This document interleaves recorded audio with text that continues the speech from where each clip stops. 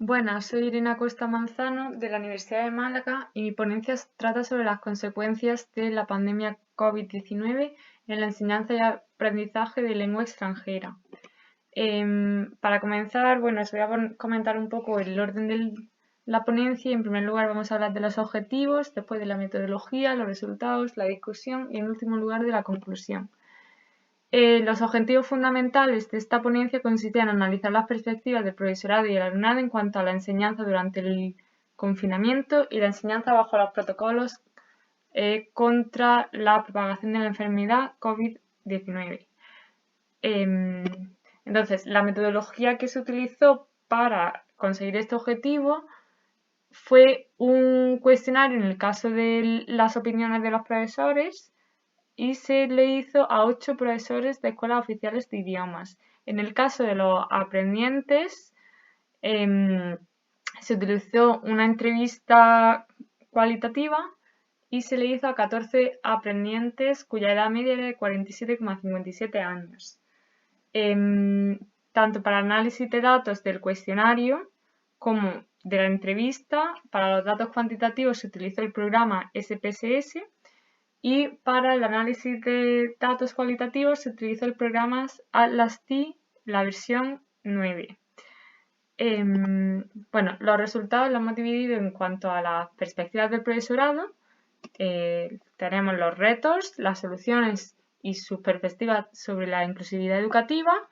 y las perspectivas del alumnado, en las que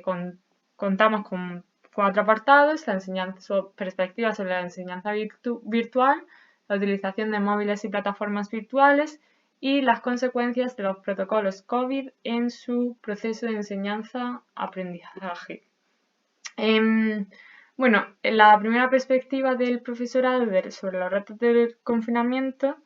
fue que hubo una disparidad o falta de competencia digital. Entonces, tanto del profesorado como del alumnado, muchos no sabían utilizar las herramientas digitales, entonces se vieron perjudicados por esto. Uno de los principales retos también fue el pasar de una modalidad de enseñanza presencial a una modalidad de enseñanza virtual en cuestión de un fin de semana. Además, a esto se le añadió el reto de la falta de medios, la falta de recursos y falta de apoyo institucional. En cuanto a los retos a los que se afronta el profesorado durante la implementación de los protocolos contra el COVID, son el asegurarse de mantener la distancia de seguridad, el haber tenido que reinventarse metodológicamente, puesto que ahora reinaba la estaticidad en las aulas, ya que sobre todo en el contexto de escuelas de idiomas hay mucho movimiento, hay mucha interacción entre los aprendientes y se ha tenido que pasar de este tipo de enseñanza a una en la que no se permite el contacto físico y se prefiere la estaticidad en clase para evitar romper la distancia de seguridad. En cuanto a las soluciones que el profesorado aporta, es dotar a los centros con los medios necesarios para afrontar otra pandemia y, sobre todo la formación en nuevas tecnologías y el fomento de la competencia digital. Es decir, lo que el profesorado considera que es la solución ideal sería la dotación de los recursos necesarios, tanto tecnológicos como en cuanto a competencias. Cuando se le preguntó al profesorado por la educación inclusiva, las opiniones estuvieron muy divididas, porque algunos pensaban que el proceso educativo durante el confinamiento había sido inclusivo, puesto que solo se requería una competencia digital básica, y opinaban, por ejemplo, que todo el mundo tiene acceso a un teléfono móvil y con un teléfono móvil era suficiente para asistir a clase. Y por otra parte, gran parte del profesorado consideraba que fue un proceso de educación no inclusivo, puesto que la edad durante el confinamiento supuso un escollo y al igual que la falta de competencia digital. Entonces consideraban que el acceso a la educación se basaba en el acceso a los medios y recursos o a los conocimientos. Es decir, las personas de mayor edad pues tuvieron mayores problemas para seguir las clases. En cuanto a los protocolos, consideran que no es un proceso de educación inclusiva, porque hay personas en riesgo a las que les da miedo venir a clase y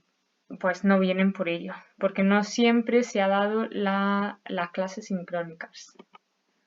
En cuanto a las perspectivas del alumnado sobre la enseñanza virtual, otra vez hay una gran diversidad de opiniones. Hay aquellos que opinan que son positivas, todo positivo en la enseñanza virtual porque se ahorra tiempo y dinero, sobre todo para aquellos que tenían que desplazarse hasta el centro. Y otros que consideran que la enseñanza virtual tiene un aspecto bastante negativo, puesto que si no tienes competencia digital o si no tienes los medios, pues no tienes el mismo acceso al proceso de enseñanza-aprendizaje. Además, algunos opinaron que, sobre todo durante el confinamiento, fue un desastre por la falta de competencia del profesorado, es decir, que el problema no siempre es del alumnado, sino que a veces puede ser del profesorado también. En cuanto a las perspectivas del alumnado sobre la utilización de los móviles para plataformas virtuales, otra vez están opiniones divididas. Hay algunos que están contentos con que se usen móviles en clase porque hacen las clases más dinámicas y otros que están descontentos porque opinan que no siempre utilizan los móviles con el objetivo que el docente dice. Entonces, un estudiante comentó que le molestaba mucho que usasen el móvil con aplicaciones no relacionadas con lo que se está dando en clase, es decir, por ejemplo, WhatsApp, y comentaba que incluso los profesores a veces utilizan WhatsApp en clase y eso le molestaba bastante.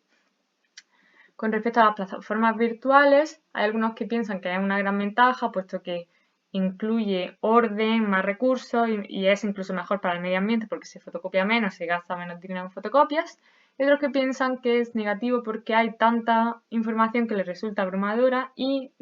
una vez de nuevo, no todo el mundo tiene los medios, los recursos para acceder a estas herramientas. En cuanto a las perspectivas del alumnado con respecto a las consecuencias de los protocolos,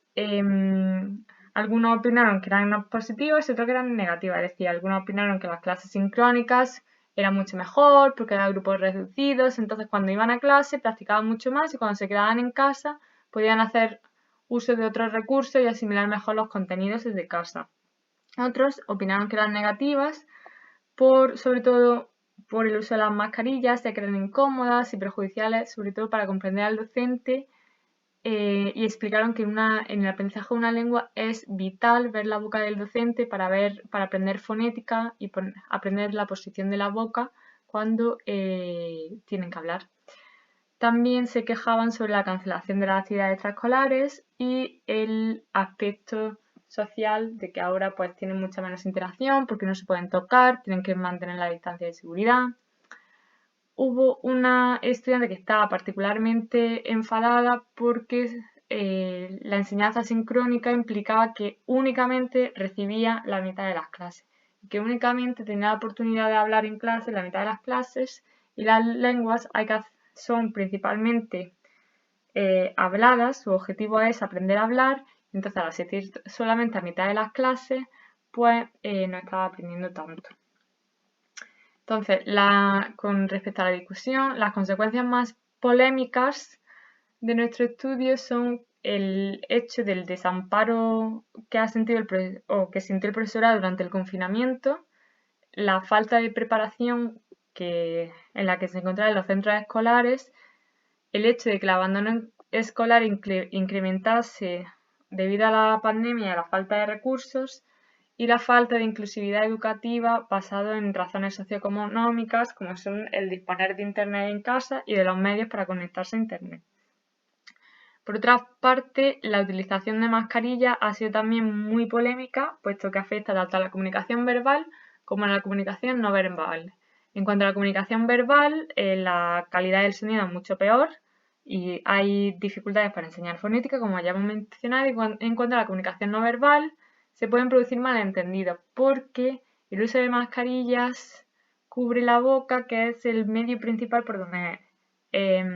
expresamos emociones positivas. Entonces puede llevar a malentendidos porque se acentúan la expresión de emociones negativas y disminuye la expresión de emociones positivas. Entonces, todo esto nos lleva a la conclusión de que es necesario mayor formación. Entonces, en conclusión, estas han sido las perspectivas del profesorado y del alumnado, y tras haber analizado sus opiniones respecto al confinamiento y a los protocolos de actuación en contra de la propagación del COVID, se llega a la conclusión de que es necesaria una mayor formación tanto del profesorado como del alumnado y de la dotación de recursos para los centros escolares. Entonces, pues espero que haya servido de mucho esta ponencia, que haya esclarecido las perspectivas de los miembros de los centros escolares de escuelas de idiomas. Y si tenéis alguna duda, pues no dudéis en preguntar por el foro y en cuanto pueda las contesto. Así que muchas gracias.